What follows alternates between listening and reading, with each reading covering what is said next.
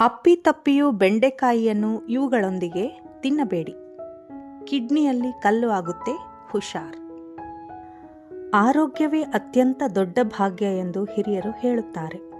ಅನೇಕ ಜನರು ಆರೋಗ್ಯವಾಗಿರಲು ಹಸಿರು ತರಕಾರಿಗಳನ್ನು ತಿನ್ನಲು ಸಲಹೆ ನೀಡುತ್ತಾರೆ.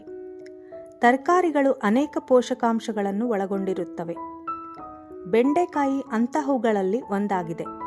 ಆದಾಗ್ಯೂ ಇದು ಜಿಗುಟಾಗಿದೆ ಎಂದು ಕೆಲವರು ತಿನ್ನಲು ಇಷ್ಟಪಡುವುದಿಲ್ಲ. ಆದರೆ ಕೆಲವರು ಇದನ್ನು ತುಂಬಾ ಇಷ್ಟಪಡುತ್ತಾರೆ. ಈ ತರಕಾರಿಯಲ್ಲಿ vitamin K, C, folate, magnesium, vitamin B ಮತ್ತು ಮ್ಯಾಂಗನೀಸ್ನಂತಹ ಪೋಷಕಾಂಶಗಳಿದ್ದು ಇದು ದೇಹಕ್ಕೆ ಅಗತ್ಯವಾದ ಪೋಷಣೆಯನ್ನು ಒದಗಿಸುತ್ತದೆ. ಇವುಗಳನ್ನು ತಿನ್ನುವುದರಿಂದ ಮೂಳೆಗಳು ಬಲಗೊಳ್ಳುತ್ತವೆ. ಇದು ರೋಗ ನಿರೋಧಕ ಶಕ್ತಿಯನ್ನು ಹೆಚ್ಚಿಸುತ್ತದೆ. ಕೆಲವು ಆಹಾರಗಳನ್ನು ಬೆಂಡೆಕಾಯಿಯೊಂದಿಗೆ ತೆಗೆದುಕೊಳ್ಳಬಾರದು. ಇದು ಆರೋಗ್ಯಕ್ಕೆ ಹಾನಿಕಾರಕವಾಗಿದೆ. ಹಾಲು ಮತ್ತು ಬೆಂಡೆಕಾಯಿ ಸೇವಿಸೋದು ಬೇಡ. ಬೆಂಡೆಕಾಯಿ ತಿಂದ ನಂತರ ಹಾಲು ಕುಡಿಯಬೇಡಿ, ಏಕೆಂದರೆ ಇವೆರಡರಲ್ಲೂ ಕ್ಯಾಲ್ಸಿಯಂ ಇರುತ್ತದೆ. ಬೆಂಡೆಕಾಯಿ ಕ್ಯಾಲ್ಸಿಯಂ ಜೊತೆಗೆ ಆಕ್ಸಲೇಟ್ ಅನ್ನು ಸಹ ಹೊಂದಿರುತ್ತದೆ. ಹಾಲು ಮತ್ತು ಬೆಂಡೆಕಾಯಿ ಎರಡನ್ನೂ ಒಟ್ಟಿಗೆ ಸೇವಿಸುವುದರಿಂದ ಆಕ್ಸಲೇಟ್ ರೂಪುಗೊಳ್ಳುತ್ತದೆ. ಇದು ಮೂತ್ರಪಿಂಡದ ಕಲ್ಲುಗಳ ರಚನೆಗೆ ಕಾರಣವಾಗಬಹುದು. ಅದಕ್ಕಾಗಿಯೇ ತಜ್ಞರು ಇವೆರಡನ್ನು ಸೇವಿಸಬೇಡಿ ಎಂದು ಸಲಹೆ ನೀಡುತ್ತಾರೆ.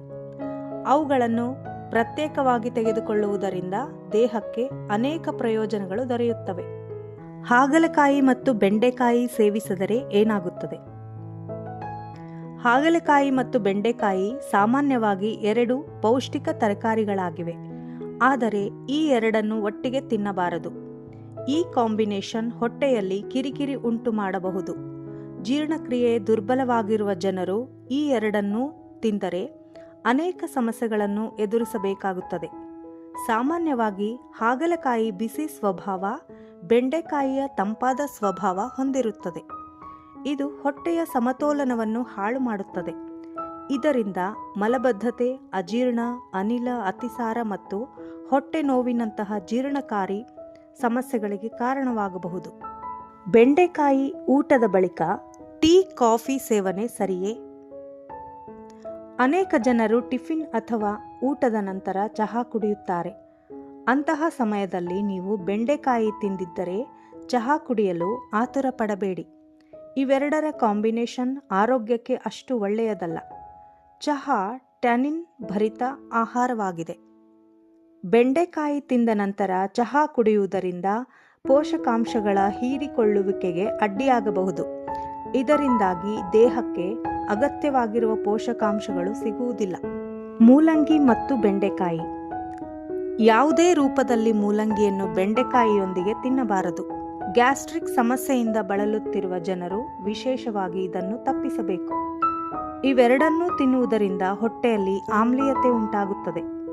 ಮೂಲಂಗಿ ಸಲ್ಫರ್ ಸಂಯುಕ್ತಗಳನ್ನು ಹೊಂದಿರುತ್ತದೆ. ಇವುಗಳನ್ನು ಬೆಂಡೆಕಾಯಿಯೊಂದಿಗೆ ತಿಂದಾಗ ದ್ವಿಗುಣಗೊಳ್ಳುತ್ತವೆ. ಇದು ಹೊಟ್ಟೆಯಲ್ಲಿ ಗ್ಯಾಸ್ ಸಮಸ್ಯೆಯನ್ನು ಹೆಚ್ಚಿಸುತ್ತದೆ. ಹೊಟ್ಟೆ ನೋವು, ವಾಂತಿ ಮತ್ತು ಅತಿಸಾರದಂತಹ ಸಮಸ್ಯೆಗಳಿಂದ ನೀವು ಬಳಲಬಹುದು ಎಂದು ತಜ್ಞರು ಎಚ್ಚರಿಸಿದ್ದಾರೆ. ಗಮನಿಸಿ, ಇದು ಕೇವಲ ಸಾಮಾಜಿಕ ಮಾಹಿತಿ. ಕೆಲವು ಅಧ್ಯಯನಗಳು ಮತ್ತು ಸಂಬಂಧಿತ ತಜ್ಞರ ಪ್ರಕಾರ ನಾವು ಈ ವಿವರಗಳನ್ನು ಒದಗಿಸಿದ್ದೇವೆ. ಫಲಿತಾಂಶಗಳು ವ್ಯಕ್ತಿಗಳ ಆರೋಗ್ಯವನ್ನು ಅವಲಂಬಿಸಿರುತ್ತದೆ. ಇವುಗಳನ್ನು ಅನುಸರಿಸುವ ಮೊದಲು ಸಂಬಂಧಿತ ತಜ್ಞರನ್ನು ಸಂಪರ್ಕಿಸುವುದು ಉತ್ತಮ. ಅಲ್ಲದೆ ಆರೋಗ್ಯಕರ ಜೀವನ ಶೈಲಿ ಮತ್ತು ಸರಿಯಾದ ಆಹಾರವು ನಿಮ್ಮ ಆರೋಗ್ಯಕ್ಕೆ ತುಂಬಾ ಒಳ್ಳೆಯದು.